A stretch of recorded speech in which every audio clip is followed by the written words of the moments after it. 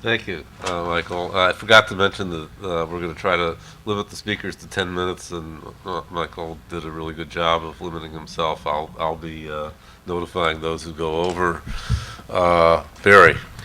Thanks, Larry, and thanks to the Federalist Society and to all of you for attending.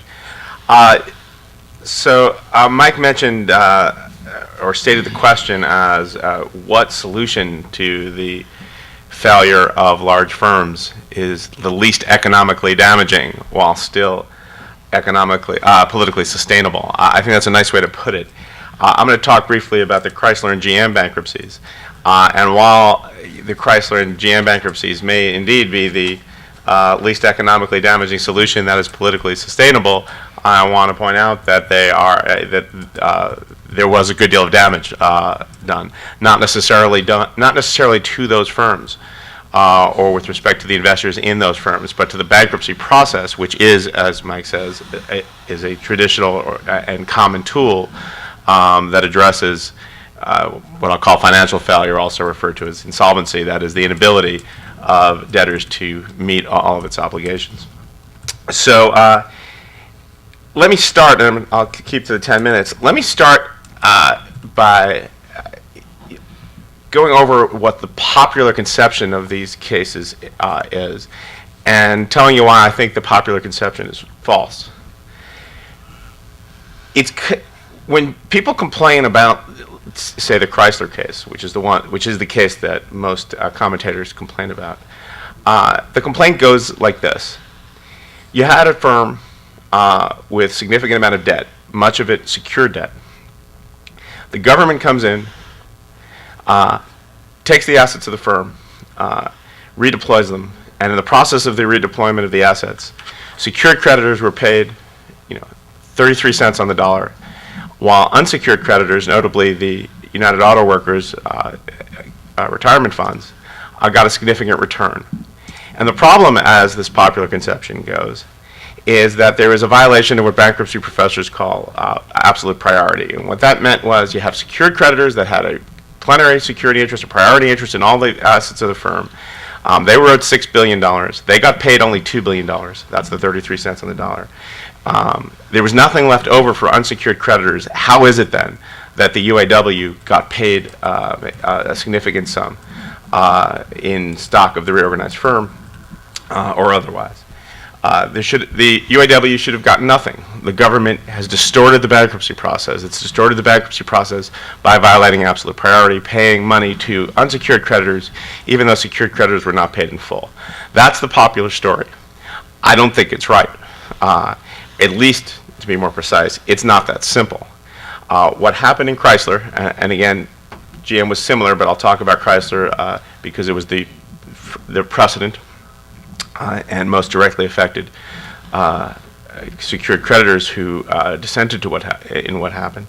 What happened in Chrysler was a little bit different, and the government's defense of what it did is on the surface plausible. And so if there is a complaint about the way the Chrysler and then the GM bankruptcies transpired, the complaint is more subtle than the popular story that I just told. So here's the government's defense, and then I'll tell you what I think is wrong with it.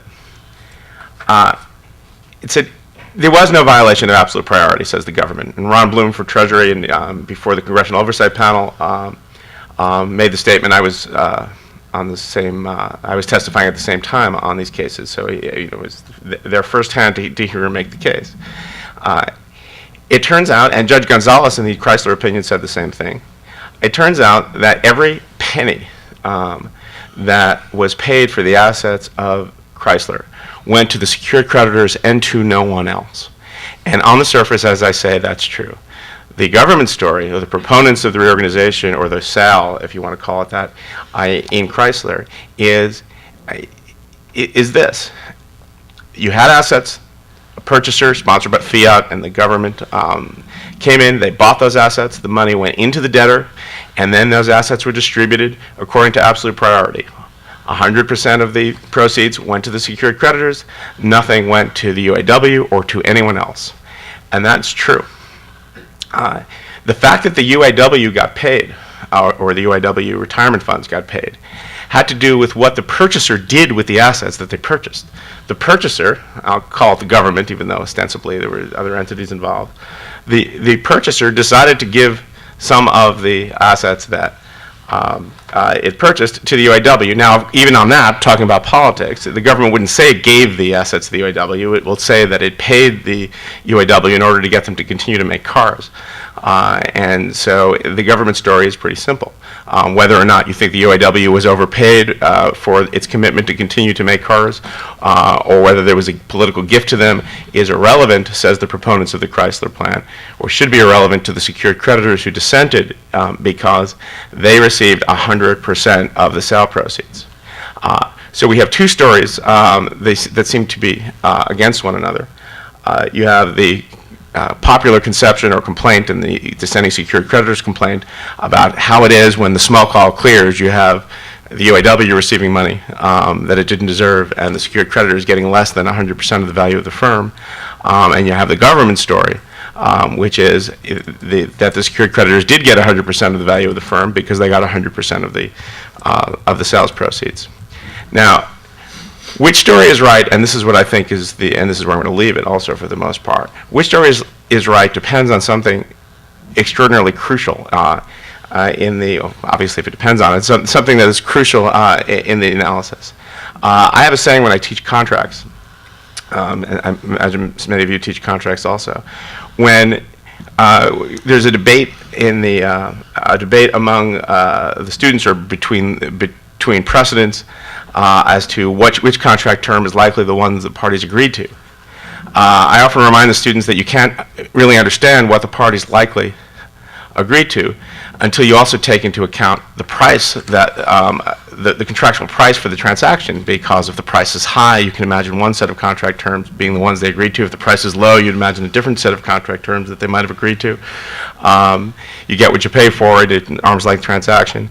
And so to paraphrase President Clinton, who famously said, "It's the economy, stupid," I often tell my first year class, "It's the price, stupid. Don't forget the price." Well, that's also, I think, the right way to analyze the Chrysler case.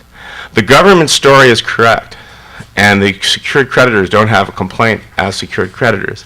If the price that was paid by the government to Chrysler and then distributed to the secured creditors was an adequate price for the assets that were sold, that price that the court approved was $2 billion.